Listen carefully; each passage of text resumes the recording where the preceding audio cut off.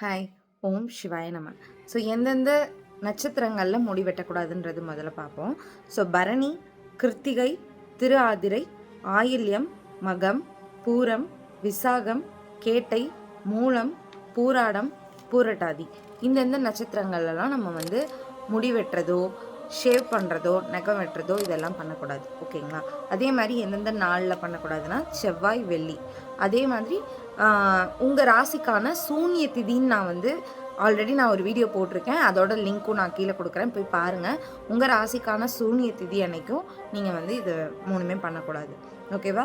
அதே மாதிரி எந்தெந்த மாதத்தில் வெட்டக்கூடாதுன்னா ஆடி, புரட்டாசி, மார்கழி மற்றும் மாசி இந்தந்த மாதங்களில் நம்ம முடி வெட்டக்கூடாது.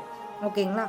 ஸோ எதனால் இதெல்லாம் பண்ணக்கூடாது அப்படின்னா, நம்ம உடம்புல பாசிட்டிவ் எனர்ஜிஸ் சேவ் ஆகக்கூடிய இடம் நம்ம முடி, நகம் தான். ஓகேங்களா? நீங்கள் வேணால் பாருங்கள், பெரிய பெரிய மகான்கள், பெரிய பெரிய சித்தர்கள் இவங்க எல்லாருமே பார்த்திங்கன்னா முடி நிறைய வச்சுருப்பாங்க. ஜடா முடி இருக்கும், நகம் பெருசாக இருக்கும். ஓகேங்களா?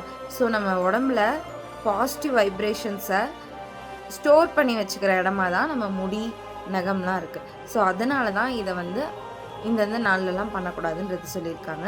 ஸோ எதுவும் என்னுடைய இதெல்லாம் அனைத்தும் முன்னுடையதே. அருளாலா அருளாச்சலா. இந்த பதிவை நான் அகஸ்திய விஜயம் புக்லேருந்து தான் எடுத்தேன்.